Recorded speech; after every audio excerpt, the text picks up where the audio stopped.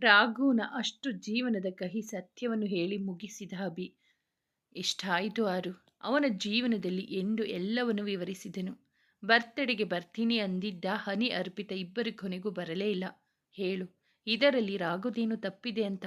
ಆರು ಆದಿ ನವೀಗಂತೂ ಒಂದು ಕ್ಷಣ ರಾಘುನ ಸ್ಥಿತಿ ನೆನೆದು ಕಣ್ಣಂಚು ಒದ್ದೆಯಾಗಿತ್ತು.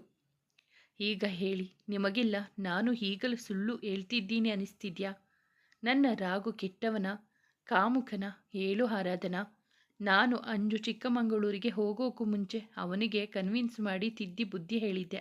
ನಿನ್ನ ಪ್ರೀತಿ ಸೋಕು ಶುರು ಮಾಡಿದ್ದ ಅವನು. ಆದರೆ ನೀನು ನಿನ್ನ ಒಂದು ತಪ್ಪು ತಿಳುವಳಿಕೆಯಿಂದ ಅವನ ಕನಸು ಕಂಡಿದ್ದ ಪ್ರಾಜೆಕ್ಟ್ ಕೈ ತಪ್ಪಿ ಹೋಯಿತು. ಸಾಕಪ್ಪ ಸಾಕು ನಿಮ್ಮ ಸಹವಾಸ. ಮೊದಲು ರಾಘು ನಿನ್ನ ದೂರ ಉಳಿದು ಬಿಡು. ಹೇಗೋ ಕಷ್ಟಪಟ್ಟು ಅವನನ್ನು ಜೋಪಾನ ಮಾಡಿಕೊಂಡು ಬಂದಿದ್ದೀನಿ. ಮತ್ತೆ ಅವನನ್ನು ನರಕದ ಕೂಪಕ್ಕೆ ದೂಡೋಕೆ ಇಷ್ಟ ಇಲ್ಲ. ನಡಿಮುದ್ದು, ನಾವು ಬಂದಿದ್ದ ಕೆಲಸ ಮುಗೀತು, ಹೊರಡೋಣ ಎಂದು ಹೊರಡುವಾಗ ಓಡಿ ಬಂದ ಆರು ಅವರಿಬ್ಬರ ಕಾಲಿಗೆ ಬಿದ್ದಳು ಅಳುತ್ತಾ. ತಪ್ಪಾಯ್ತು ಅಣ್ಣ, ತಪ್ಪಾಯ್ತು ಅಂಜು. ಇದೊಂದು ಸಲ ಕ್ಷಮಿಸಿ. ರಾಘು ಜೊತೆ ಬದುಕೋಕೆ ಅವಕಾಶ ಮಾಡಿಕೊಡಿ ಎಂದು ಅಂಗಲಾಚಿ ಬೇಡಿಕೊಂಡಳು ಇಬ್ಬರನ್ನು. ಆದಿ, ನವೀನ್, ಅಂಜು, ಅಭಿಗೆ ಅವಳ ಅಳು ನೋಡಿ ಮರುಕ ಉಂಟಾಯಿತು. ಎಷ್ಟೇ ಆದರೂ ಅನಿಸ್ಥಾನದ ನಂತರ ಅವಳ ಸ್ಥಾನವನ್ನು ತುಂಬಿದವಳು ಇದೇ ಆರಾಧನೆ ಎಂಬ ಕಾರಣಕ್ಕಾಗಿ ಅವಳ ಮೇಲೆ ಅನುಕಂಪ ಉಂಟಾಯಿತು ಅವನಿಗೆ. ಅವಳನ್ನು ಎಬ್ಬಿಸಿದವನೇ, ನೋಡು ಪುಟ್ಟ, ಆಗಿದ್ದೆಲ್ಲ ಆಗಿ ಹೋಯಿತು. ಆಗಿರೋದನ್ನು ಮತ್ತೆ ಬದಲಾಯಿಸೋಕೆ ಆಗಲ್ಲ. ರಾಘು ನಿನ್ಮೇಲೆ ಜೀವನ ಇಟ್ಟುಕೊಂಡಿದ್ದಾನೆ ಪುಟ್ಟ. ಇನ್ನಾದರೂ ಅವನನ್ನು ಅರಿತುಕೋ, ಅವನ ಜೊತೆ ನೆಮ್ಮದಿಯಿಂದ ಬಾಳು ಎಂದು ಅವಳ ಕಣ್ಣೊರೆಸಿ ತಲೆ ಸವರಿ ನೆತ್ತಿಗೆ ಚುಂಬಿಸಿದನು. ಆದಿ ಅಭಿಯ ಬಳಿ ಬಂದವನೇ, ಹಾಗಾದರೆ ನನ್ನ ಗೊಂಬೆ ಪರಿಸ್ಥಿತಿಗೆ ಯಾರು ಕಾರಣ ಸರ್? ನನ್ನ ಗೊಂಬೆ ಕೊನೆಯದಾಗಿ ಡೈರಿಯಲ್ಲಿ ಬರೆದಿದ್ದು ರಾಘು ಬರ್ತಡೇ ಇವತ್ತು, ಅವನಿಗೆ ನನ್ನ ಮನಸ್ಸಿನಲ್ಲಿರೋದನ್ನು ಹೇಳ್ತೀನಿ ಅಂತ. ಹಾಗೆ ಕೊನೆಯದಾಗಿ ಅವಳು ಮಾತನಾಡಿರೋದು ರಾಘುನ ಜೊತೆಯಲ್ಲಿಯೇ ಎಂದ. ಅದೆಲ್ಲ ನನಗೆ ಗೊತ್ತಿಲ್ಲ ಆದಿ. ಆದರೆ ಅವತ್ತು ಇಬ್ಬರು ಹನಿ ಕೂಡ ರಾಘು ನನ್ನ ಭೇಟಿಯಾಗಲೇ ಇಲ್ಲ ಎಂದನು. ಹಾಗಾದರೆ ಯಾರು ನನ್ನ ಗೊಂಬೆ ಮೇಲೆ ದೈಹಿಕವಾಗಿ ಹಲ್ಲೆ ನಡೆಸಿದವರು?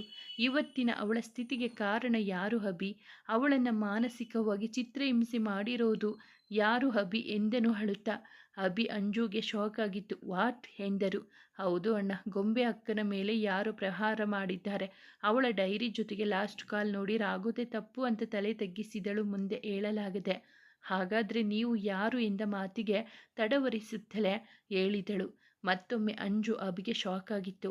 ಅವಳ ಮಾತು ಅರಗಿಸಿಕೊಳ್ಳಲಾಗದೆ ಆದರೂ ಸಾವರಿಸಿಕೊಂಡು ಮಾತು ಮುಂದುವರೆಸಿದ ಅಭಿ. ನೀನು ನಡೀತಿರೋ ದಾರಿ, ನೀನು ಆಯ್ಕೆ ಮಾಡಿಕೊಂಡಿರೋದು ತಪ್ಪಾಗಿದ್ರೂ ನಿನ್ನ ಯೋಚನೆ ಸರಿಯಾಗಿದೆ ಪುಟ್ಟ. ನಾನು ನಿನಗೆ ಸಹಾಯ ಮಾಡ್ತೀನಿ ಎಂದನು. ಅಷ್ಟರಲ್ಲಿ ನವೀನ್ ಫೋನ್ ರಿಂಗಣಿಸಿತು. ಫೋನ್ ರಿಸೀವ್ ಮಾಡಿದ ಅವನೇ ಹತ್ತಲಿನವರ ಮಾತಿಗೆ ವಾಟ್ ಎಂದು ಅರಚಿದನು. ಅವನ ಮಾತಿಗೆ ಬೆಚ್ಚಿದರು ಎಲ್ಲರೂ. ಆದಿ ನವಿ ಬಳಿ ಬಂದು, ಏನಾಯ್ತು ನವೀನ್, ಯಾಕಿಷ್ಟು ಗಾಬರಿಯಾಗಿದ್ದೀಯಾ ಎಂದನು. ಅಂಜು ಅಭಿ ಎದುರಿಗಿರುವುದನ್ನು ಮರೆತು ನೇತ್ರ ಕಾಣೆಯಾಗಿದ್ದಾಳಂತೋ ತಪ್ಪಿಸಿಕೊಂಡಿದ್ದಾಳೆ ಎಂದನು. ಅಭಿ ಅಂಜು ಆಶ್ಚರ್ಯದಿ, ಹಾಗಾದರೆ ನೇತ್ರನ ಕಿಡ್ನಾಪ್ ಮಾಡಿದ್ದು ನೀವಾ? ಆರು ಆದಿ ಅಶು ಒಬ್ಬರ ಮುಖ ಮತ್ತೊಬ್ಬರು ನೋಡಿಕೊಂಡು ಬೆದರಿದರು. ಅವಳನ್ನು ಯಾಕೆ ಕಿಡ್ನಾಪ್ ಮಾಡಿದ್ದು ನೀವು? ಇದರಿಂದ ನಿಮಗೇನು ಲಾಭ? ಹೇಳು ಆರಾಧನಾ, ಇನ್ನು ನಮ್ಮಿಂದ ಏನೇನು ವಿಷಯ ಮುಚ್ಚಿಟ್ಟಿದ್ದೀರಾ? ಎಲ್ಲವನ್ನು ಹೇಳಮ್ಮ. ಈಗ ಆಗಿರೋ ಪ್ರಮಾದವೇ ಸಾಕಾಗಿದೆ. ಮತ್ತೊಂದು ಅನಾಹುತ ನಡೆಯೋದು ಬೇಡ. ನಿಜ ಹೇಳು ಪುಟ್ಟ, ಅವತ್ತು ಗೌಡೌನ್ನಲ್ಲಿ ನಿನ್ನ ಕೂಡಿ ಹಾಕಿ ಉಸಿರುಗಟ್ಟಿಸೋ ಹಾಗೆ ಮಾಡಿದ್ದು ಇದೇ ನೇತ್ರ ಅಲ್ವಾ ಎಂದನು. ಅವನ ಮಾತಿಗೆ ಅಂಜು ಆದಿ ನವಿ ಶಾಕ್ನಲ್ಲಿ ನಿಂತಿದ್ದರು. ಆದಿ ಅವಳ ಎದುರು ಬಂದವನೇ, ನಿಜಾನ ಪುಟ್ಟ, ಅಭಿ ಸರ್ ಹೇಳಿದ್ದು? ನಿನಗೆ ನಿಜವಾಗ್ಲೂ ಇದೆಲ್ಲ ಗೊತ್ತಿರಲಿಲ್ವಾ ಎಂದ. ತಲೆ ತಗ್ಗಿಸಿದಳು. ಯಾಕಂದರೆ ಅವಳಿಗೆ ಗೊತ್ತಿತ್ತಲ್ಲ ಇದು ಯಾರ ಕೆಲಸವೆಂದು. ಆದಿ ಅಭಿಗೆ ಅವಳು ತಲೆ ತಗ್ಗಿಸಿದಾಗಲೇ ಅರ್ಥ ಆಗಿತ್ತು ಅವಳಿಗೆ ಸತ್ಯದ ಅರಿವಿದೆ ಎಂದು. ಅಭಿ ಸರ್, ನಿಮಗೆ ಇದು ಹೇಗೆ ಗೊತ್ತಾಯಿತು? ಅವತ್ತು ಅಮ್ಮನಿಗೆ ಹುಷಾರಿಲ್ಲ ಅಂತ ಇವಳು ಬಂದಾಗ ಗೊತ್ತಾಯಿತು. ನೇತ್ರ ಅವರ ಅಪ್ಪ ಅಮ್ಮನ ಜೊತೆ ಇದರ ಬಗ್ಗೆ ಮಾತಾಡ್ತಿದ್ಲು ಎಂದ. ಆದರೆ ಅವರನ್ನೆಲ್ಲ ಕೇಳೋಕೆ ಅದು ಸರಿಯಾದ ಸಮಯವಲ್ಲ ಅನ್ನಿಸ್ತು. ಜೊತೆಗೆ ಜಾನು ಅಮ್ಮನಿಗೆ ಹಿಂಸೆ ಕೊಟ್ಟಿದ್ದಾರೆ. ಅದು ಆಕಸ್ಮಿಕವಾಗಿ ನೀರಲ್ಲಿ ಕೈ ಸುಟ್ಟುಕೊಂಡಿರೋದಲ್ಲ, ಇವರೇ ಏನೋ ಮಾಡಿದ್ದಾರೆ ಎಂದ ಅಭಿ. ಅವರ ಮಾತನ್ನು ಅರ್ಧಕ್ಕೆ ನಿಲ್ಲಿಸಿದ ಹಾರು, ಹೌದು ಅಣ್ಣ, ನನಗೆ ನೇತ್ರ ಮೇಲೆ ಡೌಟ್ ಬಂದಿದ್ದೇನೋ ನಿಜ. ಆದರೆ ಅವಳನ್ನು ಕಿಡ್ನಾಪ್ ಮಾಡಿದ್ದು ನನ್ನ ಕೂಡಿ ಹಾಕಿದ್ಲು ಅಂತ ಅಲ್ಲ. ಅವಳು ಜಾನು ಅಮ್ಮನಿಗೆ ತೊಂದರೆ ಕೊಟ್ಲು ನೋಡಿ, ಅದಕ್ಕೆ ಅವಳನ್ನು ಕಿಡ್ನಾಪ್ ಮಾಡಿದ್ದು. ಜೊತೆಗೆ ರಾಘು ಮೇಲೆ ಡೌಟ್ ಪಟ್ಟಿದ್ದರಿಂದ ಅವಳ ಜೊತೆ ಮದುವೆ ಆದರೆ ಇವತ್ತಿನ ನಾಳೆ ಎಲ್ಲಾನು ಮರೆತು ನೇತ್ರ ಜೊತೆ ಖುಷಿಯಿಂದ ಇರುತ್ತಾರೆ ಅನ್ನೋದು ಸ್ವಾರ್ಥಕ್ಕೆ ಹೀಗೆ ಮಾಡಿದೆ ಎಂದಳು. ಹೌದಾ? ನಿನಗೆ ಹೇಗೆ ಗೊತ್ತಾಯಿತು? ಅವಳು ಅಮ್ಮನಿಗೆ ಕೊಟ್ಟ ನೋವು. ಅದು ಅವತ್ತು ಮದುವೆ ಸಮಯದಲ್ಲಿ ನೀವು ಅಂಜು ಅಮ್ಮ ಮಾತನಾಡಿದ್ದನ್ನು ಕೇಳಿಸಿಕೊಂಡೆ ಅಚಾನಕ್ಕಾಗಿ. ಹಾಗಾಗಿ ಅವಳನ್ನು ಕಿಡ್ನಾಪ್ ಮಾಡಿದ್ವಿ. ಸಾರಿ ಅಣ್ಣ, ತಪ್ಪಾಯಿತು ಎಂದಳು. ಅಯ್ಯೋ ಪುಟ್ಟ, ಸಾರಿ ಯಾಕೋ ಕೇಳ್ತೀಯ? ಅವಳು ತಪ್ಪಿಸಿಕೊಂಡಿರೋದು ಕೇಳಿ ನಮಗೆ ಬೇಜಾರಾಗ್ತಿದೆ ಅಷ್ಟೆ. ಅವನ ಮಾತಿಗೂ ಅಂಜು ಸಹ ಹೂಗುಟ್ಟಿದ್ದಳು. ಈಗ ಏನು ಮಾಡೋದು ಪುಟ್ಟ? ಅಣ್ಣ ನಾವೇ ಕಿಡ್ನಾಪ್ ಮಾಡಿರೋದು ಅಂತ ಅವಳಿಗೆ ಗೊತ್ತಿರುವುದಿಲ್ಲ. ಸೊ ಡೋಂಟ್ ವರಿ, ಅವಳು ಬದಲಾಗಿರುತ್ತಾಳೆ. ನಾವು ಕೊಟ್ಟಿರೋ ಟಾರ್ಚರ್ಗೆ ಅವಳ ಅವಶ್ಯಕತೆ ಸಹ ನಮಗಿಲ್ಲ. ಈಗ ಸದ್ಯಕ್ಕೆ ಗೊಂಬೆ ಹಕ್ಕನ ಈ ಪರಿಸ್ಥಿತಿಗೆ ಕಾರಣ ಯಾರು, ಅನಿಯವರು ಎಲ್ಲಿ ಅನ್ನೋದನ್ನು ಕಂಡುಹಿಡಿಯಬೇಕಷ್ಟೆ. ಸರಿ ಪುಟ್ಟ, ಏನೇ ಆದರೂ ನಿನ್ನ ಜೊತೆ ನಾವು ಇದ್ದೀವಿ, ಯೋಚನೆ ಮಾಡಬೇಡ. ಈ ಅಣ್ಣ ಸದಾ ನಿನ್ನ ಜೊತೆ ಇರ್ತಾನೆ. ಈಗ ಮನೆಗೆ ಹೋಗೋಣ ಬಾ ಪುಟ್ಟ. ನಾವು ಅಣ್ಣನಿಗೆ ಯಾವ ವಿಷಯ ಹೇಳೋದಿಲ್ಲ. ಆರಾಧನಾ, ಮನೆಗೆ ಹೋಗೋಣ. ಆದಿ ನವ್ಯ ಕಡೆ ತಿರುಗಿ ನೋಡಿದಳು. ಇಬ್ಬರು ಹೋಗು ಎಂದು ಸಮ್ಮತಿ ಸೂಚಿಸಿದರು. ಆದಿ ಆರು ಬಳಿ ಬಂದು ಅವಳನ್ನಪ್ಪಿ ಹುಷಾರು ಪುಟ್ಟ, ಜೋಪಾನ ಎಂದು ಹಣೆಗೆ ಅಸ್ತೆಯಿಂದ ಚುಂಬಿಸಿದನು. ಆರು ಅಭಿ ಅಂಜು ಮನೆಗೆ ಬಂದರು. ಆಗಲೇ ಬಾಗಿಲು ತೆರೆದಿತ್ತು. ಮೂವರು ಗಾಬರಿಯಾಗಿ ಒಳ ಹೋದರೆ ಅಲ್ಲಿ ಸೋಫಾದ ಮೇಲೆ ಕುಳಿತು ರಾಘು ಮ್ಯಾಗಝೀನ್ ಓದುತ್ತಿದ್ದನು. ಮೂವರಿಗೂ ಸಂತಸವಾಗಿತ್ತು ಅವನನ್ನು ಕಂಡು. ರಾಘು, ಯಾವಾಗಲೋ ಬಂದೆ? ಈಗಷ್ಟೇ ಬಂದೆ ಕಣೋ, ಅರ್ಧ ಗಂಟೆ ಆಯಿತು. ಪುಟ್ಟ, ಅಭಿ ಹೇಗಿದ್ದೀರೋ? ಅಂಜು ರಾಘು ಒಟ್ಟಿಗೆ. ಸೂಪರ್ ಅಣ್ಣ, ನೀನು ಹೇಗಿದ್ದೀಯೋ? ಸೂಪರ್ ಪುಟ್ಟ, ನಾನು ಫ್ರೆಶ್ ಅಪ್ ಆಗಿ ಬರ್ತೀನೋ, ಊಟಕ್ಕೆ ರೆಡಿ ಮಾಡಿಬಿಡು ಎಂದ. ಆರುಳತ್ತ ನೋಡಿದೆ. ಅಣ್ಣ, ಅವರು ಯಾಕೆ ನನ್ನ ನೋಡದೆ ಮಾತನಾಡಿಸದೆ ಹಾಗೆ ಹೋದರು? ಪುಟ್ಟ, ನಮ್ಮ ಮುಂದೆ ಮಾತಾಡೋಕೆ ನಾಚಿಕೆ ಇರಬೇಕು. ಅವನಿಗೆ ನೀನೇ ಹೋಗಿ ಮಾತಾಡಿಸು. ನಾನು ಅಂಜು ಊಟಕ್ಕೆ ರೆಡಿ ಮಾಡ್ತೀವಿ. ಅರ್ಧ ಗಂಟೆ ಬಿಟ್ಟು ಬನ್ನಿ, ಪರವಾಗಿಲ್ಲ. ಅಣ್ಣ ಎಂದವಳೆ ನಾಚುತ್ತಾ ಓಡಿದಳು. ಅವಳು ಒಳಗೆ ಬರುತ್ತಿದ್ದನ್ನೇ ಕಾಯುತ್ತಿದ್ದವನು ಬಾಗಿಲ ಹಿಂದೆ ಅವಿತುಕೊಂಡಿದ್ದನು. ಸರ್, ಸರ್ ಎಂದು ಕೂಗಿದಳು. ಅವಳನ್ನು ಹಿಂದಿನಿಂದಲೇ ಅಪ್ಪಿದನು. ಅವನ ಸ್ಪರ್ಶಕ್ಕೆ ಅರಿವಾಯಿತವಳಿಗೆ ಅದು ತನ್ನವನೆಂದು. ನಾಚಿದಳು, ಜೊತೆಗೆ ತಲೆ ತಗ್ಗಿಸಿದಳು. ಯಾಕೆ ಮೇಡಮ್ ಅವರು ಏನು ಮಾತಾಡ್ತಿಲ್ಲ ಎಂದವನೇ ಅವಳ ಭುಜಕ್ಕೆ ಮುತ್ತಿಟ್ಟನು. ಅವಳನ್ನು ಹಾಗೆಯೇ ತಬ್ಬಿಕೊಂಡಿದ್ದನು. ಅವನ ಕೈಗೆ ತನ್ನ ಕೈ ಬೆಸೆದಳು. ಕೈ ಮೇಲೆ ತಣ್ಣನೆ ಅನುಭವವಾದಾಗ ಅವಳನ್ನು ತನ್ನೆಡೆಗೆ ತಿರುಗಿಸಿಕೊಂಡನು. ಇನ್ನೂ ತಲೆ ತಗ್ಗಿಸಿ ನಿಂತಿದ್ದಳು. ಅವಳ ಗಲ್ಲವನ್ನು ತನ್ನ ತೋರು ಬೆರಳಿನಿಂದ ಮೇಲಕ್ಕೆ ಎತ್ತಿದಾಗ ಅಳುತ್ತಿದ್ದಳು. ಗಾಬರಿಯಾದವನೇ, ಹೇ ಕಂದ, ಯಾಕೋ ಏನಾಯ್ತು? ಯಾಕಂದ ಅಳ್ತಿದ್ಯಾ? ನೀನು ಪರ್ಮಿಷನ್ ಇಲ್ಲದೆ ಅಪ್ಪಿಕೊಂಡೆ ಅಂತ ಬೇಜಾರಾಯ್ತಾ? ಸಾರಿ ಕಂದ, ನಿನ್ನ ಎಷ್ಟು ಮಿಸ್ ಮಾಡಿಕೊಂಡೆ ಗೊತ್ತಾ? ನೆಟ್ವರ್ಕ್ ಸಹ ಸಿಗಲಿಲ್ಲ ಅಲ್ಲಿ ನಿನಗೆ ಕಾಲ್ ಮಾಡೋಕ್ಕೆ. ಹೆವಿ ಮಳೆ ಇತ್ತು, ಅದಕ್ಕೆ ಬೇಗ ಕೆಲಸ ಮುಗಿಸಿ ವಾಪಸ್ ಬಂದೆ ನನ್ನ ಕಂದಾನ ನೋಡೋಕೆ. ಇನ್ಮೇಲೆ ನಿನ್ನ ಕಿರು ಬೆರಳು ಸಹ ಸೋಕಿಸಲ್ಲ, ಸರಿನಾ ಎಂದವ ದೂರ ಸರಿದು ನಿಂತನು. ಓಡಿ ಹೋಗಿ ಅವನನ್ನು ತಬ್ಬಿದವಳೆ, ಐ ಮಿಸ್ ಯು ಸರ್, ನನಗೆ ನೀವು ಬೇಕು, ನಿಮ್ಮಿಂದ ನನ್ನ ದೂರ ಮಾಡಬೇಡಿ ಎಂದು ತಬ್ಬಿ ಹತ್ತಳು. ಅವಳನ್ನು ತಬ್ಬಿ ಸಮಾಧಾನ ಮಾಡಿ ಎದುರು ನಿಲ್ಲಿಸಿಕೊಂಡವನೇ, ನಾನು ಕೂಡ ನಿನ್ನ ಮಿಸ್ ಮಾಡಿಕೊಂಡೆ ಕಂದ. ನಿನ್ನ ಯಾಕೋ ದೂರ ಮಾಡ್ಕೊಳ್ಳಿ, ಹೇಳು, ನಿನ್ನ ಬಿಟ್ಟು ಇರೋಕೆ ನನಗಾಗುತ್ತಾ ಹೇಳು?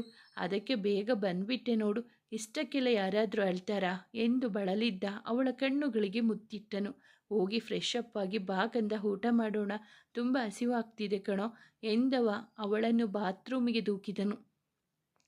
ಅಂಜು ಅಭಿ ರಾಘು ನಗುತ್ತಾ ಊಟ ಮಾಡುತ್ತಿದ್ದರೆ ಆರು ತಟ್ಟೆಯಲ್ಲಿ ಕೈಯಾಡಿಸಿದ ಊಟ ಮಾಡದೆ ತನ್ನ ತಪ್ಪು ತಿಳುವಳಿಕೆಯಿಂದ ಆದ ತಪ್ಪಿಗೆ ತಪ್ಪೇ ಮಾಡದ ರಾಘು ನೋವು ಕೊಟ್ಟೆನಲ್ಲ ಎಂದು ವ್ಯಥೆಪಡುತ್ತಿದ್ದಳು.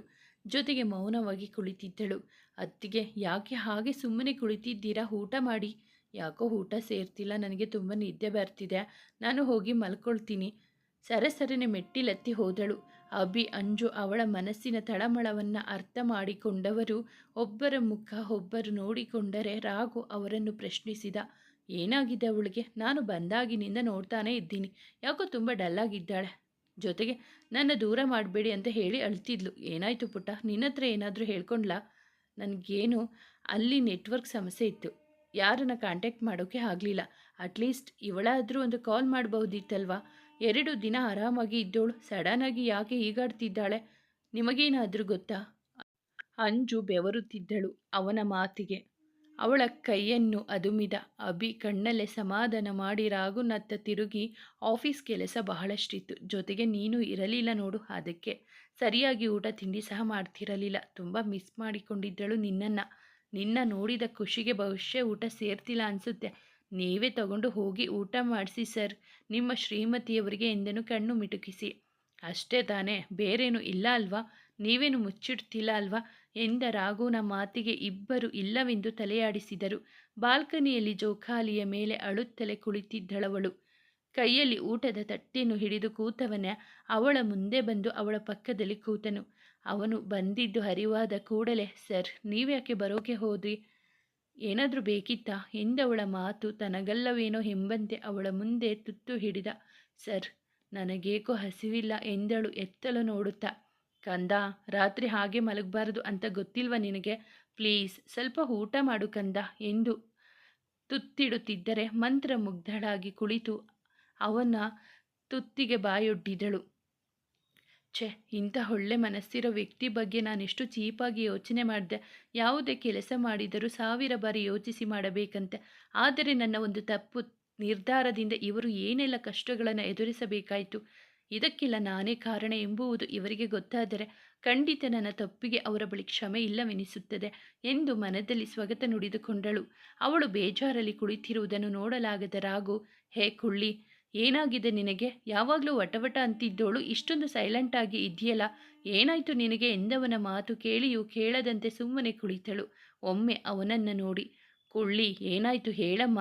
ಈ ನಿನ್ನ ಮೌನ ನನ್ನ ಕೊಲ್ತಿದೆ. ಅಪ್ಪ ನೆನಪಾದ್ರ? ಅಪ್ಪನ ನೋಡಬೇಕು ಅನಿಸ್ತಿದ್ಯಾ? ಆಗಲೂ ಅವಳದು ತೀರದ ಮೌನ. ಅವಳ ರೀತಿಗೆ ಕೋಪ ಬಂದರೂ ತಾಳ್ಮೆಯಿಂದಲೇ ಮತ್ತೆ ಕೇಳಿದನು, ಯಾಕೋ, ಏನಾಯಿತು? ನನ್ನ ಮಿಸ್ ಮಾಡ್ಕೊಂಡಿದ್ದೀನಿ ಅಂತಿದ್ದೆ ಆಗಲೇ. ನಾನೀಗ ನಿನ್ನ ಸನಿಹನೇ ಇದ್ದೀನಿ. ಆದರೂ ಯಾಕೋ ಸುಮ್ಮನೆ ಇದ್ದೀಯಾ? ಏನಾದರೂ ಮಾತಾಡೋ? ಅವಳ ಮುಖವನ್ನು ಬೊಗಸೆಯಲ್ಲಿ ಹಿಡಿದು ಕೇಳಿದ. ಏನು ತಾನೇ ಹೇಳಿಯಾಳು? ನಿನ್ನ ಪ್ರೀತಿಗೆ ನಾ ಅರ್ಹಳಲ್ಲ, ನಿನಗೆ ನೋವು ಕೊಡಲೆಂದೇ ನಾ ಮದುವೆಯಾದಿದ್ದು ಎಂದ. ಎದ್ದು ನಿಂತು ಒಂದು ಕಡೆ ಹೋಗಿ ನಿಂತಳು. ಚಂದಿರನ ಕಡೆ ನೋಡುತ್ತಾ ಕತ್ತಲ ಕಾರ್ಮೋಡದಲ್ಲಿ ಬೆಚ್ಚಗೆ ಮನೆ ಮಾಡಿಕೊಳ್ಳುತ್ತಿದ್ದ ಚಂದಿರ ನಗುತ್ತಿದ್ದ. ಅವ ಕೇಳುವ ಪ್ರಶ್ನೆಗೆ ಏನೆಂದು ಉತ್ತರಿಸುವೆ? ಅವನ ಪ್ರೀತಿಗೆ ನೀ ಯೋಗ್ಯಳ ಎಂದು ಅಣಕಿಸುತ್ತಿರುವಂತೆ ಭಾಸವಾಯಿತವಳಿಗೆ. ಅವಳ ತಾಳ್ಮೆಯ ಕಟ್ಟೆಯು ಹೊಡೆದಿತ್ತು. ಅವಳ ಬಳಿ ಬಂದು ರಟ್ಟೆ ಹಿಡಿದು ತನ್ನತ್ತ ತಿರುಗಿಸಿಕೊಂಡವನೇ, ಓವರಾಗಿ ಬಿಹೇವ್ ಮಾಡ್ತಿದ್ಯಾ ಹಾರು? ಆಗ್ಲಿಂದ ಕೇಳ್ತಿದ್ದೀನಿ ತಾನೆ, ಏನಾದರೂ ಹೇಳು ಅಂತ ನಾನು ಮಾತಾಡ್ತಿದ್ರು ನಿನ್ನ ಪಾಡಿಗೆ ನೀನು ಮೌನವಾಗಿ ಇದ್ದೀಯಲ್ಲ. ಬಾಯಿ ಬಿಟ್ಟು ಮಾತಾಡೋಕೆ ಏನು? ಮಾತಾಡು ಆರಾಧನಾ, ಗದರಿಬಿಟ್ಟ. ಅವನ ಗದರುವಿಕೆಗೆ ಅವಳು ಅಳು ಜೋರಾಯಿತು. ಅವನಿಗೆ ಪೆಚ್ಚೆನಿಸಿತು. ಛೆ, ಮೊದಲೇ ಬೇಜಾರಲ್ಲಿದ್ದಾಳೆ. ನಾನು ಸಮಾಧಾನದಿಂದ ಮಾತಾಡೋದು ಬಿಟ್ಟು ಅವಳಿಗೆ ಗದರಿಬಿಟ್ಟೆನಲ್ಲ. ಅವಳ ಬಳಿ ಬಂದವ ಅವಳನ್ನು ಅಪ್ಪಿಬಿಟ್ಟ ಅಷ್ಟೆ. ಅವಳ ಅಳು ತಹಬದಿಗೆ ಬಂದಿತು. ಅವಳ ಕಣ್ಣೀರನ್ನು ತೊಡೆದು ಹಾಕಿದವ ಅವಳ ಕಂಗಳಿಗೆ ಮುತ್ತಿಟ್ಟ. ಅವಳಿಗೆ ಸಮಾಧಾನವೆನಿಸಿತು. ಸಾರಿ ಕಣೋ ಕಂದ, ನೀನು ಆಗ್ಲಿಂದ ಮೌನವಾಗಿ ಕುಳಿತಿದ್ದೆ ಅಲ್ವಾ? ಬೇಜಾರಿನಲ್ಲಿ ಕಾರಣನೂ ಹೇಳದೆ ಅದಕ್ಕೆ ಕೋಪ ಬಂದು ನಿನ್ನ ಮೇಲೆ ಕೂಗಾಡಿಬಿಟ್ಟೆ ರೀ. ಮೊದಲ ಬಾರಿ ಅವನನ್ನು ಹಾಗೆ ಕರೆದಿದ್ದಳು. ಅವನಿಗೂ ಆಶ್ಚರ್ಯ. ಏನಂದೆ? ಇನ್ನೊಂದು ಸಲ ಹೇಳು ಕಂದ. ಸರ್, ಅದು ಅದೇ ಆಗಲೇ ಹೇಳಿದ್ದಿಲ್ಲ. ಏನದು? ಅದು ರೀ ಅಂತ ಕರೆದೆ. ಚೋ ಕ್ಯೂಟ್. ಏನು ನನ್ನ ಕಂದ ಇವತ್ತು ಹೀಗೆ ಕರಿತಿದ್ಯಲ್ಲ, ಏನು ಸಮಾಚಾರ ಎಂದು ಅವಳ ಕೆನ್ನೆ ಹಿಂಡುತ್ತಾ, ಸುಮ್ಮನೆ ಹಾಗೆ ಕರಿಬೇಕು ಅನ್ನಿಸ್ತು ತಪ್ಪ? ಅಯ್ಯೋ ಹಾಗೇನಿಲ್ಲ ನನ್ನ ಕಂದ, ನಾನು ಹೇಗೆ ಕರೆದರೂ ಖುಷಿನೇ. ನಾನು ನಿಮ್ಮನ್ನ ಒಂದು ಮಾತು ಕೇಳಲಾ? ಕೇಳು ಕಂದ. ಅದು ನನ್ನಿಂದ ಒಂದು ವೇಳೆ ಗೊತ್ತಿಲ್ಲದೆಯೋ ಏನಾದರೂ ತಪ್ಪಾಗಿದ್ದರೆ ನೀವು ನನ್ನ ಕ್ಷಮಿಸ್ತೀರಾ ಅಲ್ವಾ? ಮನದಲ್ಲಿ ಇದ್ದ ದುಗುಡವನ್ನು ಆತಂಕದಿಂದ ಕೇಳಿದಳು. ಯಾಕೋ ಹೀಗೆ ಕೇಳ್ತಿದ್ಯಾ? ಪ್ಲೀಸ್ ಹೇಳಿ ಸರ್. ನೋಡು ಕಂದ, ಗೊತ್ತಿಲ್ಲದೆ ಆಗಿರೋ ತಪ್ಪಿಗೆ ಕ್ಷಮೆ ಸಿಗಬಹುದೇನೋ, ಆದರೆ ಗೊತ್ತಿದ್ದು ಮಾಡಿರೋ ತಪ್ಪಿಗೆ ಎಂದೂ ಕ್ಷಮೆ ಇಲ್ಲ. ಸರ್, ಅದು ಅಕಸ್ಮಾತ್ ನನ್ನ ತಪ್ಪು ತಿಳುವಳಿಕೆಯಿಂದ ನಿಮಗೇನಾದರೂ ತೊಂದರೆಯಾಗಿದ್ದರೆ ಆ ತಪ್ಪಿಗೆ ನನಗೆ ಕ್ಷಮೆ ಸಿಗುತ್ತಾ ಸರ್? ಭಯವಾಗುತ್ತಿತ್ತವಳಿಗೆ ಈ ಪ್ರಶ್ನೆ ಕೇಳಲು. ಬಹುಶಃ ಈ ತಪ್ಪಿಗೆ ಕ್ಷಮೆ ಇಲ್ಲ ಅನಿಸುತ್ತೆ. ನನ್ನ ಉಸಿರಿರುವವರೆಗೂ ಈ ಒಂದು ತಪ್ಪಿಗೆ ಕ್ಷಮೆ ಸಿಗೋ ಮಾತೇ ಇಲ್ಲ ಕಂದ.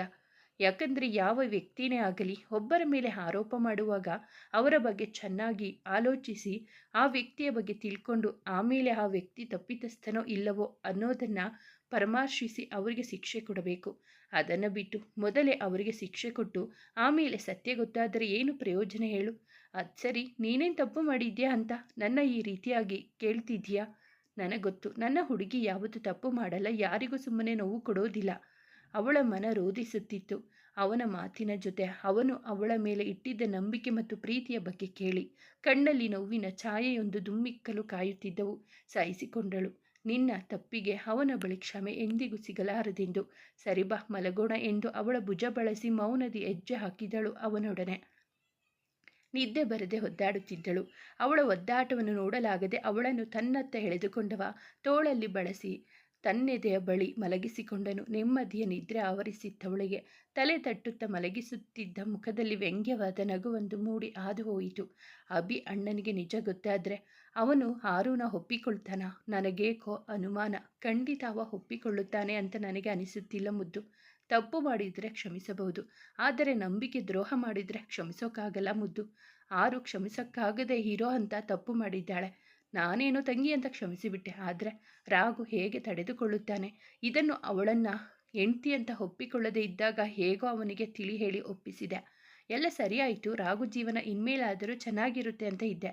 ಆದರೆ ಈಗ ಅವನಿಗೆ ನಿಜ ಗೊತ್ತಾದರೆ ಹೇಗೆ ರಿಯಾಕ್ಟ್ ಮಾಡ್ತಾನೋ ಅಂತ ನೆನೆಸಿಕೊಂಡರೆ ನನಗೆ ಭಯ ಆಗ್ತಿದೆ ಮುದ್ದು. ನೋಡೋಣ ಏನಾಗುತ್ತೆ ಅಂತ.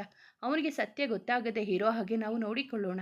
ಅವಳ ಮೇಲೆ ಈಗ ತಾನೇ ಪ್ರೀತಿ ಚಿಗುರುತ್ತಿದೆ. ನಾವೇ ಸತ್ಯ ಹೇಳಿ ಚೀಟಿ ಹಾಕೋದು ಬೇಡ. ಸತ್ಯ ಮುಚ್ಚಿಟ್ಟಿದ್ದಷ್ಟು ಅಪಾಯವೇ ಜಾಸ್ತಿ. ಈಗ ಇವರು ಮುಚ್ಚಿಟ್ಟ ಸತ್ಯದಿಂದ ಮುಂದೊಂದು ದಿನ ತಮ್ಮ ಬಾಂಧವ್ಯ ಸ್ನೇಹದಲ್ಲಿ ಬಿರುಕು ಮೂಡುತ್ತದೆ ಎಂಬ ಸಣ್ಣ ಯೋಚನೆಯು ಅವರ ತಲೆಯಲ್ಲಿ ಸುಳಿಯಲಿಲ್ಲ. ಮುಂಜಾನೆ ಅವಳಿಗಿಂತ ಬೇಗ ಎದ್ದವ ಅವಳನ್ನೇ ನೋಡುತ್ತಾ ಕುಳಿತಿದ್ದ. ಪುಟ್ಟ ಮಗುವಿನಂತೆ ಕಂಡಳು ಅವನ ಕಣ್ಣಿಗೆ. ಹನಿ, ನಿಜ ನಿನಗೊಂದು ಥ್ಯಾಂಕ್ಸ್ ಹೇಳಬೇಕು ಕಣೆ. ನಿನ್ನ ಮರೆಯೋಕೆ ಆಗಲ್ವೇನೋ ಅಂದುಕೊಂಡಿದ್ದೆ. ನಿನ್ನ ಜಾಗಕ್ಕೆ ಯಾರು ಬರದೇ ಇರೋ ಹಾಗೆ ಬಂಧಿಸಿ ಬಿಟ್ಟಿದ್ದೆ ನನ್ನನ್ನು. ಆದರೆ ಇಂದು ಈ ನನ್ನ ಕಂದ ದೇವತೆ ನಿನ್ನ ಜಾಗನ ನಿಧಾನವಾಗಿ ವಶಪಡಿಸಿಕೊಂಡು ಆಕ್ರಮಿಸುತ್ತಾ ಹೋಗ್ತಿದ್ದಾಳೆ ಕಣೆ. ಸಾರಿ ಹನಿ, ಇವತ್ತೆಲ್ಲ ನಾಳೆ ನೀನು ನನ್ನೆದುರಿಗೆ ಬಂದು ಕೇಳಬಹುದು, ನಿನಗೆ ನನಗಿಂತ ಇವಳೆ ಹೆಚ್ಚಾದಳ?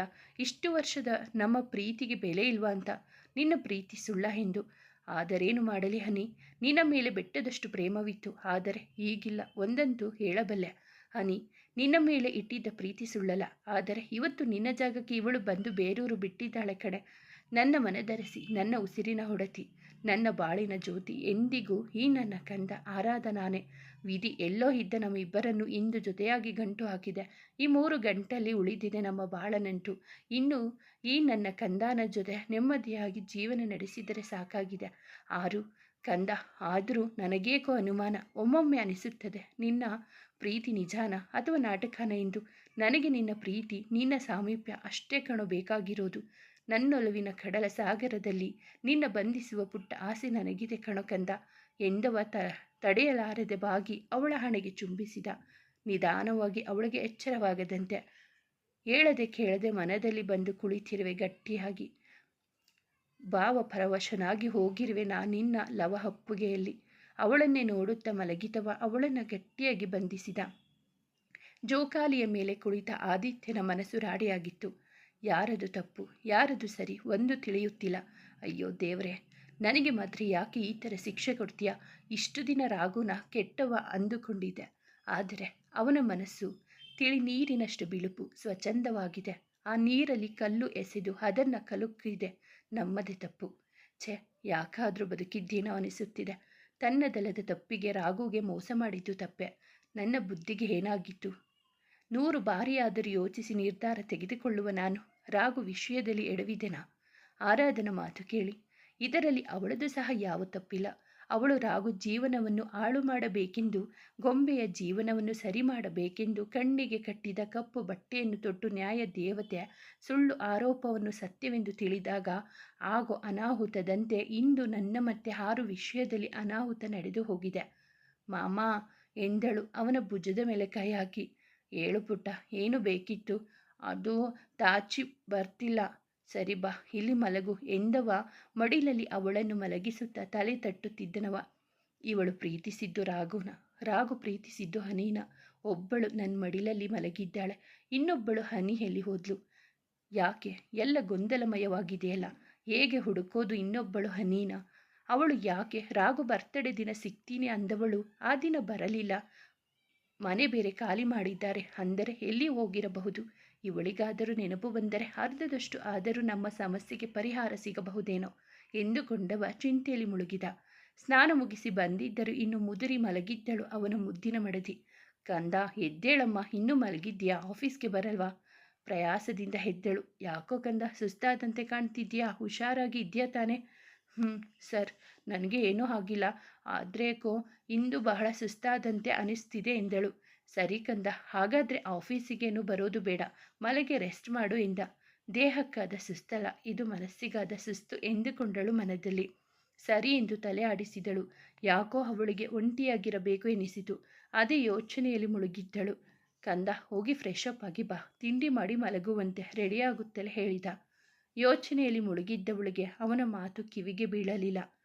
ಹಿಂತಿರುಗಿದ ಮಡದಿ ಕಣ್ಣಲ್ಲಿ ಪುಟ್ಟದಾಗಿ ನೀರು ಜಿನುಗುತ್ತಿತ್ತು. ಆದರೆ ಅದರ ಅರಿವಿರಲಿಲ್ಲ ಅವಳಿಗೆ. ಅವಳ ಬಳಿ ಗಾಬರಿಯಿಂದ ಬಂದವ, ಪುಟ್ಟ ಯಾಕಮ್ಮ ಅಳ್ತಿದ್ದೀಯಾ? ಹುಷಾರಿಲ್ಲ ಅಂದರೆ ಹಾಸ್ಪಿಟಲ್ಗೆ ಹೋಗಿ ಬರೋಣವಾ? ಸರ್, ನನಗೆ ಏನಾಗಿದೆ ಅಳೋಕೆ? ನಾನು ಯಾಕೆ ಹಳ್ಳಿ? ನಿನ್ನ ಕಣ್ಣಂಚು ಮತ್ತೆ ಯಾಕೆ ಒದ್ದೆ ಆಗಿದೆ? ಮನಸ್ಸಿಗೆ ಯಾವುದೋ ವಿಷಯವನ್ನು ಹಚ್ಚಿಕೊಂಡಿದ್ದೀಯಾ ಅನಿಸುತ್ತದೆ. ಅದಕ್ಕೆ ಈ ಪರಿಯ ಯೋಚನೆ ನಿನಗೆ. ನೋಡು ಕಂದ, ಮನಸ್ಸಿನಲ್ಲಿ ಏನೇ ಇದ್ದರೂ ನನ್ನ ಹತ್ತಿರ ಹೇಳ್ಕೊ ಕಂದ, ಯಾವುದಕ್ಕೂ ಹಿಂಜರಿಯಬೇಡ ಎಂದವನ ದನಿಯಲ್ಲಿ ಪ್ರೀತಿಯೇ ತುಂಬಿತ್ತು. ಹಾಗೇನೂ ಇಲ್ಲ ಸರ್ ಎಂದವಳೆ ಬಾತ್ರೂಮಿನತ್ತ ಹೊರಟಳು. ಏನಾಗಿದೆ ಇವಳಿಗೆ? ನಿನ್ನೆ ನಾನು ಬಂದಾಗಿನಿಂದ ಯಾವುದೋ ಗಾಢವಾದ ಯೋಚನೆಯಲ್ಲಿ ಮುಳುಗಿರುವಂತಿದೆ. ಹೇಗಿದ್ದರೂ ಇವಳ ದೋಸ್ತ್ ಆದಿ ಇದ್ದನಲ್ಲ, ಅವನ ಬಳಿ ಕೇಳಿ ತಿಳಿದುಕೊಂಡರಾಯಿತು ಎಂದುಕೊಂಡ. ಕೆಳಗಿಳಿದು ಬಂದ ಅಭಿ ಸೋಫಾದ ಮೇಲೆ ಕುಳಿತಿದ್ದರೆ ಅಂಜು ತಿಂಡಿ ಮಾಡುತ್ತಿದ್ದಳು. ಅಣ್ಣ, ಅತ್ತಿಗೆ ಎಲ್ಲೋ? ನೀನೊಬ್ಬನೇ ಬಂದಿದ್ಯಾ? ಫ್ರೆಶ್ ಅಪ್ ಆಗೋಕೆ ಹೋಗಿದ್ದಾಳೆ ಪುಟ್ಟ. ಯಾಕೋ ಮನಸ್ಸಲ್ಲಿ ಏನೋ ಇಟ್ಟುಕೊಂಡು ಕೊರಗುತ್ತಿದ್ದಾಳೆ ಅನಿಸುತ್ತೆ. ತುಂಬ ಡಲ್ ಆಗಿದ್ದಾಳೆ ಅಂದ. ಅಂಜು ಅಭಿಗೆ ಆತಂಕವಾಯಿತು. ಎಲ್ಲಿ ತನ್ನ ತಪ್ಪನ್ನು ಒಪ್ಪಿಕೊಂಡು ಸತ್ಯವನ್ನು ಹೇಳಿ ಬಿಡುವಳೇನೋ ಎಂದು ಭಯವೂ ಸಹ ಆಯಿತು. ಅಣ್ಣ, ಹಾಗೇನೂ ಇಲ್ಲ ಕಣೋ, ನೀನು ಏನೇನೋ ಯೋಚನೆ ಮಾಡಿ ತಲೆಗೆ ಹಚ್ಚಿಕೊಳ್ಳಬೇಡ. ತಿಂಡಿ ತಿನ್ನುವಂತೆ ಬಾ, ಆಫೀಸ್ಗೆ ಹೋಗೋದಿಲ್ವಾ? ತಡ ಆಯಿತು. ಇಲ್ಲ ಕಣೋ ಪುಟ್ಟ, ಅಭಿ ಇವತ್ತು ನೀನೇ ಆಫೀಸಿಗೆ ಹೋಗಿ ಮ್ಯಾನೇಜ್ ಮಾಡ್ತೀಯಾ? ಸರಿ ಕಣೋ, ನೀನು ನಿನ್ನೆ ತಾನೇ ಬಂದಿದ್ಯಾ, ರೆಸ್ಟ್ ಮಾಡು. ತಿಂಡಿ ತಿನ್ನುತ್ತಿದ್ದ ಸಮಯದಲ್ಲಿ ರಾಘು ಫೋನ್ ಬಡಿದುಕೊಳ್ಳುತ್ತಿತ್ತು. ಛೆ, ಇದ್ಯಾರಪ್ಪ ಬೆಳಗ್ಗೆ ಬೆಳಗ್ಗೆ ಫೋನ್ ಮಾಡಿರೋದು? ನೆಮ್ಮದಿಯಾಗಿ ತಿಂಡಿ ತಿನ್ನೋಕು ಬಿಡಲ್ವಲ್ಲ ಎಂದವ ಕಾಲ್ ರಿಸೀವ್ ಮಾಡಿದನು. ಅತ್ತಲ್ಲಿಂದ ಬಂದ ದನಿಗೆ ತನ್ನ ಮಾತನ್ನು ಬೆರೆಸಿದ. ಪ್ರಕೃತಿ ಹಾಸ್ಪಿಟಲಾ? ನಾನು ಈಗಲೇ ಬಂದೆ ಎಂದವ ಫೋನ್ ಇಟ್ಟನು. ಹೇ ರಾಘು, ಯಾರಿಗೆ ಏನಾಯಿತು? ಹಾಸ್ಪಿಟಲ್ ಅಂತ ಬೇರೆ ಮಾತಾಡ್ತಿದ್ದೆ. ಅಭಿ, ನಮ್ಮ ನೇತ್ರ ಸಿಕ್ಕಿದ್ದಾಳಂತೋ, ಹಾಸ್ಪಿಟಲ್ನಲ್ಲಿ ಇದ್ದಾಳೆ. ನಾನು ಈಗಲೇ ಹೋಗಿ ನೋಡಿಕೊಂಡು ಬರ್ತೀನಿ. ತಿಂಡಿ ತಿನ್ನುತ್ತಾ ಕುಳಿತಿದ್ದ ಮೂವರಿಗೂ ನೆತ್ತಿಗೆ ಹತ್ತಿತ್ತು. ಏನು ಹೇಳ್ತಿದ್ಯಾ ಅಣ್ಣ? ನೇತ್ರ ಸಿಕ್ಕಿದ್ಲಾ? ನಿನಗೆ ಯಾರೋ ರಾಂಗ್ ಇನ್ಫಾರ್ಮೇಷನ್ ಕೊಟ್ಟಿರಬೇಕು ನೋಡು. ಇಲ್ಲ ಪುಟ್ಟ, ಹಾಸ್ಪಿಟಲ್ನಿಂದಾನೇ ಕಾಲ್ ಬಂದಿರೋದು. ಬನ್ನಿ ಹೊರಡುವ ಎಂದು ಎಲ್ಲರೂ ಅವನನ್ನು ಹಿಂಬಾಲಿಸಿದರು. ಪ್ರಕೃತಿ ಹಾಸ್ಪಿಟಲ್ಗೆ ಎಲ್ಲರೂ ಒಟ್ಟಾಗಿ ಬಂದರು. ರಿಸೆಪ್ಷನಿಸ್ಟ್ ಬಳಿ ರಾಘು ವಿಚಾರಿಸಿದ. ಇಲ್ಲಿ ನೇತ್ರ ಅನ್ನೋ ಪೇಷಂಟ್ ಅಡ್ಮಿಟ್ ಆಗಿದ್ದಾರೆ ಅಲ್ವಾ? ಅವರು ಯಾವ ವಾರ್ಡಿನಲ್ಲಿ ಇದ್ದಾರೆ? ವಾರ್ಡ್ 420 ಅಲ್ಲಿ ಇದ್ದಾರೆ ಸರ್. ಅಭಿ ಮತ್ತು 6 ಮಧ್ಯೆ ನಿಂತಿದ್ದ ಅಜ್ಜು ನೋಡಿದ್ರಾ? ಆ 420 ಶೂರ್ಪನಕ್ಕಿಗೆ ಕರೆಕ್ಟಾಗಿರೋ ರೂಮೇ ಸಿಕ್ಕಿದೆ. 420 ಅಂತ ನಗುತ್ತಿದ್ದಳು. ಮುದ್ದು, ಚುಪ್, ಹಾಗೆಲ್ಲ ಮಾತಾಡಬಾರ್ದು, ಸುಮ್ಮನೆ ಬಾ. ಎಲ್ಲರೂ ರಾಘುನ ಹಿಂದೆ ಹೋದರು. ಡಾಕ್ಟರ್ ಹೊರಬಂದವರೇ, ಇಲ್ಲಿ ನೇತ್ರ ಅನ್ನೋ ಪೇಷಂಟ್ ಕಡೆಯವರು ಯಾರಿದ್ದೀರಿ? ನಾವೇ ಡಾಕ್ಟರ್. ಏನಾಗಿದೆ ಅವರಿಗೆ? ಯಾರು ಅವರ ತಲೆಗೆ ಬಲವಾಗಿ ಹೊಡೆದಿದ್ದಾರೆ. ಕೈಕಾಲುಗಳಿಗೆಲ್ಲ ಗಾಯಗಳಾಗಿವೆ. ಊಟ ತಿಂಡಿ ಸರಿಯಾಗಿ ಮಾಡಿಲ್ಲ ಅನಿಸುತ್ತೆ. ತುಂಬ ವೀಕ್ ಆಗಿದ್ದಾರೆ. ಇನ್ನೂ ಪ್ರಜ್ಞೆ ಬಂದಿಲ್ಲ. ಡಾಕ್ಟರ್, ಅವರು ಇಲ್ಲಿಗೆ ಹೇಗೆ ಬಂದರು? ಯಾರು ಅವರನ್ನು ಇಲ್ಲಿಗೆ ಕರೆದುಕೊಂಡು ಬಂದದ್ದು? ಯಾರೋ ಒಬ್ಬ ವ್ಯಕ್ತಿ ಕರೆದುಕೊಂಡು ಬಂದರು. ಅವರಿಗೂ ಗೊತ್ತಿಲ್ಲ ಇವರು ಯಾರು ಅಂತ. ಆ ವ್ಯಕ್ತಿ ಕರೆದುಕೊಂಡು ಬಂದಾಗ ಇವರಿಗೆ ಅರೆಬರೆ ಪ್ರಜ್ಞೆ ಇತ್ತು. ಹೇಗೋ ಕಷ್ಟಪಟ್ಟು ನಿಮ್ಮ ಹೆಸರು ಮತ್ತು ನಿಮ್ಮ ಫೋನ್ ನಂಬರ್ ಕೊಟ್ಟರು. ರಾಘುಗೆ ಶಾಕ್ ಆಯಿತು. ಇವಳಿಗೆ ಈ ಮಟ್ಟಕ್ಕೆ ತೊಂದರೆ ಕೊಟ್ಟಿರುವವರು ಯಾರು ಎಂದು. ಆದರೆ ಅಭಿ, ಅಂಜು, ಆರುಗೆ ಅನುಮಾನ ಉಂಟಾಯಿತು. ಅವಳಿಗೆ ಈ ಮಟ್ಟಿಗೆ ಪರಿಸ್ಥಿತಿಗೆ ತರುವಷ್ಟು ಕಟುಕರು ನಾವಾಗಿರಲಿಲ್ಲ. ಇದರಲ್ಲಿ ಬೇರೆ ಯಾರದೋ ಕೈವಾಡವಿದೆ. ನಮ್ಮಿಂದ ತಪ್ಪಿಸಿಕೊಂಡ ನೇತ್ರ ಇಲ್ಲಿ ಹೇಗೆ? ಏನಾಯಿತು ಅವಳಿಗೆ ಎಂದು ಮೂವರು ಯೋಚಿಸುತ್ತಿದ್ದರು. ಅವಳನ್ನು ನೋಡುವವರೆಗೂ ಸಮಾಧಾನವಿರಲಿಲ್ಲ ಆ ಮೂವರಿಗೆ. ಅಭಿ, ನನಗೇನು ಮಾಡಬೇಕು ಅಂತ ತೋಚ್ತಿಲ್ಲ ಕಣೋ. ಯಾವುದಕ್ಕೂ ಅಪ್ಪ ಅಮ್ಮ ಅತ್ತೆ ಮಾವನಿಗೆ ವಿಷಯ ತಿಳಿಸೋಣ ಎಂದು ಫೋನ್ ಮಾಡಿ ವಿಷಯ ತಿಳಿಸಿದನು. ನೇತ್ರ ಅನ್ನೋ ಪೇಷಂಟ್ಗೆ ಪ್ರಜ್ಞೆ ಬಂದಿದೆ. ತಾವೇನು ಅವರನ್ನು ಹೋಗಿ ನೋಡಬಹುದು. ಆದರೆ ಜಾಸ್ತಿ ಮಾತಾಡಿ ಅವರಿಗೆ ತೊಂದರೆ ಕೊಡಬೇಡಿ. ಅವರಿಗೆ ರೆಸ್ಟ್ ಮಾಡಬೇಕು. ಥ್ಯಾಂಕ್ ಯು ಸಿಸ್ಟರ್ ಎಂದವರು ನೇತ್ರಾಳ ನೋಡಲು ಹೋದರು.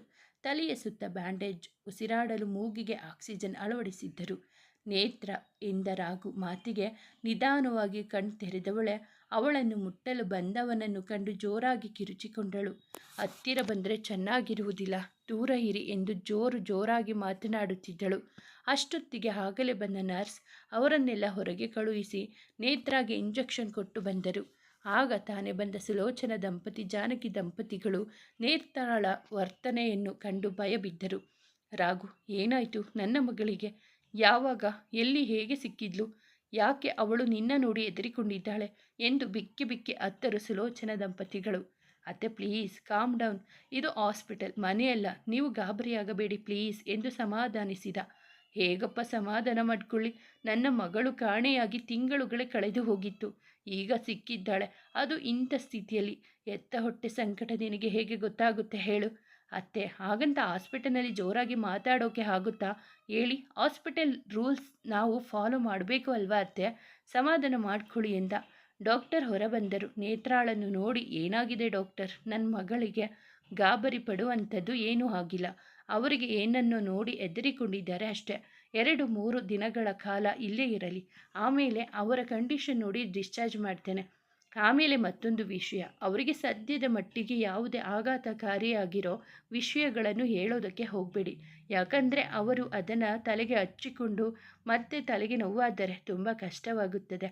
ನಾವು ಅವಳನ್ನು ಜೋಪಾನವಾಗಿ ಕಾಪಾಡಿಕೊಳ್ತೀವಿ. Thanks doctor. ಅಣ್ಣ, ನೇತ್ರಾಗಿ ಯಾರು ಈ ಥರ ಮಾಡಿರಬಹುದು? ನಮ್ಮ ನವಿ ಈ ಥರ ಎಲ್ಲ ಹಿಂಸೆ ಮಾಡಿರೋಕ್ಕೆ ಸಾಧ್ಯನೇ ಇಲ್ಲ. ನನಗೇಕೋ ಭಯ ಆಗ್ತಿದೆ. ಪುಟ್ಟ ಪ್ಲೀಸ್ ಹೆದರಬೇಡ, ಆ ಥರ ಏನೂ ಆಗಲ್ಲ, ಭಯಪಡಬೇಡ. ನಿನ್ನ ನಾನು ಕಾಪಾಡ್ತೀನಿ, ಧೈರ್ಯವಾಗಿರು. ಹೌದು ಅತ್ತಿಗೆ, ಭಯಪಡಬೇಡಿ, ನಾವು ನಿಮ್ಮ ಜೊತೆ ಇರ್ತೀವಿ. ಪ್ಲೀಸ್ ಈಗೆಲ್ಲ ಇರಬೇಡಿ, ಆಮೇಲೆ ನಿಮ್ಮ ಮೇಲೆ ಅನುಮಾನ ಬರುತ್ತೆ. ಎಚ್ಚರವಾದ ನೇತ್ರ ಸುತ್ತಲೂ ನೋಡಿದಳು. ಎಲ್ಲರೂ ಅವಳ ಎಚ್ಚರವಾಗುವುದನ್ನೇ ಕಾಯುತ್ತಾ ಇದ್ದರು. ನೇತ್ರ ರಾಘುನ ನೋಡಿದವಳೆ ರಾಘು ಎಂದು ಕೂಗಿದಳು. ಅವಳ ಬಳಿ ಬಂದವ ನೇತ್ರ, ಎಲ್ಲಮ್ಮ ಇದ್ದೆ ಇಷ್ಟು ದಿನ? ಏನಮ್ಮ ಇದೆಲ್ಲ? ಎಲ್ಲಿದ್ದೆ ಇಷ್ಟು ದಿವಸ ಎಂದು ಕಾಳಜಿ ಭರಿತ ಮಾತುಗಳಲ್ಲಿ ಕೇಳಿದ. ರಾಘು, ಅವತ್ತು ಜ್ಯೂಸ್ ಕುಡಿದಿದ್ದಷ್ಟೇ ನೆನಪಿರೋದು ನನಗೆ. ಆಮೇಲೆ ತಲೆ ತಿರುಗಿದ್ದಂತಾಗಿ ರೂಮಿಗೆ ಹೋದೆ ಅಷ್ಟೆ. ಆಮೇಲೆ ಎಚ್ಚರವಾದಾಗ ನೋಡಿದರೆ ಯಾರೋ ನನ್ನ ಕೈಕಾಲನ್ನು ಕಟ್ಟಿ ಕುರ್ಚಿಯಲ್ಲಿ ಕೂರಿಸಿದ್ರು. ತುಂಬ ಹಿಂಸೆ ಕೊಟ್ಟರು. ಹೇಗೆಲ್ಲ ಹೊಡೆದ್ರು ಗೊತ್ತಾ? ಊಟ ಕೊಡದೆ ಸತಾಯಿಸಿದ್ರು. ನರಕದಲ್ಲಿ ಇದ್ದೀನೇನೋ ಅನ್ನುವಂತೆ ಇತ್ತು ನನ್ನ ಪರಿಸ್ಥಿತಿ. ನೀನು ನನ್ನ ಜೊತೆಲೇ ಇರು, ನೀನಿದ್ದರೆ ಅವರು ನನ್ನ ಬಳಿ ಸುಳಿಯುವುದಿಲ್ಲ ಎಂದು ಅವನನ್ನು ಅಪ್ಪಿಬಿಟ್ಟಳು. ನೇತ್ರ ಮಾತಿಗೆ ಮೂವರು ದಂಗಾಗಿ ಹೋದರು. ನೇತ್ರ ಪುಟ್ಟ ಹೇಗಿದ್ದೀಯೆ? ಮಾಮ್ ಮಾಮ್ ಡ್ಯಾಡ್ ಎಂದು ಕರೆದು ಸನ್ನೆ ಮಾಡಿ ಕರೆದಳು ಹತ್ತಿರ ಬರುವಂತೆ. ನಾನು ಚೆನ್ನಾಗಿದ್ದೀನಿ, ನೀವೆಲ್ಲ ಹೇಗಿದ್ದೀರಾ? ನಾವು ಚೆನ್ನಾಗಿದ್ದೀವಿ ನೇತ್ರ.